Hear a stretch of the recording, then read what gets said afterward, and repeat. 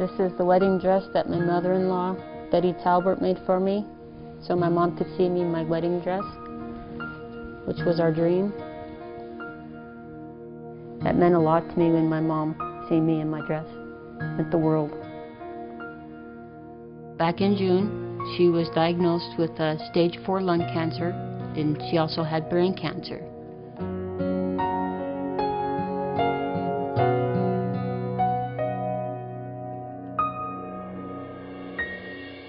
It was September 21st. It was our chemo day. It was our second session of chemo.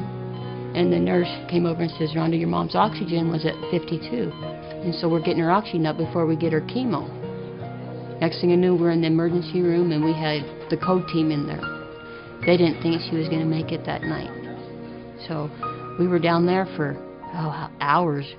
And finally she got up to ICU. And me and my brother, we stayed the night there.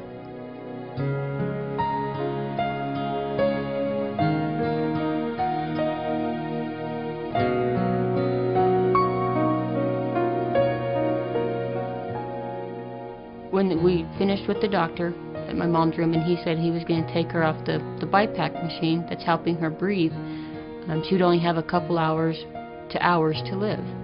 And so I was in a panic because, you know, no one wants to lose their mom. And of course I broke down and like, my mom will never see me in my wedding dress. And I told Corey, I said, I got to get married.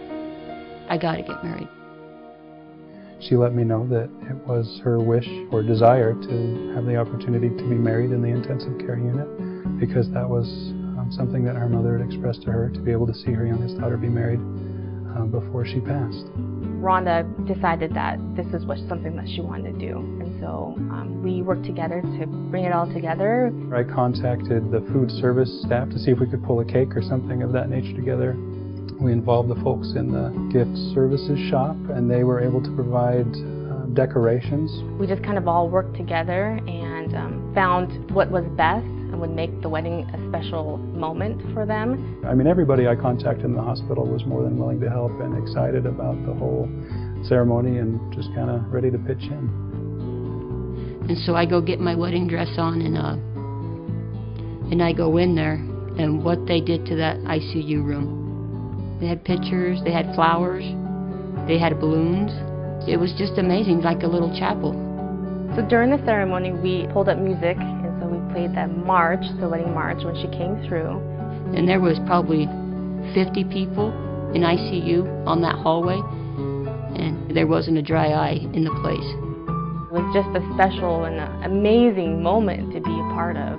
Just such a mixture of emotions, where we were celebrating obviously a new beginning with Rhonda and her new spouse, and then at the same time, you know, these people were coming together to maybe bid farewell for what could be the last time. It was amazing. St. Luke's is part of my family now and will always be part of my family.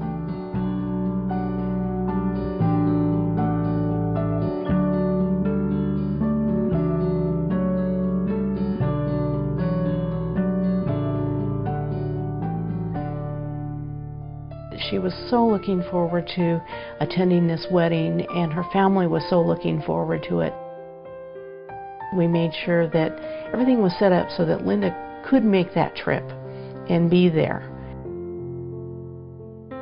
I came over that morning, made sure, you know, she was ready, and she was sitting in the chair just on cloud 9. She's like, sister, I'm ready, you know. I'm like, okay, Mom, it's our day.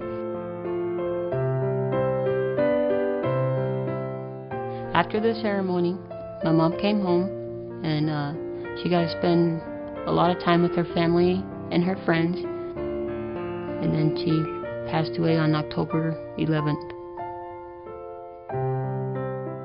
It was unbelievable. I mean, a story that I'll never forget, how St. Luke's, and what they did for me and my family, was unbelievable.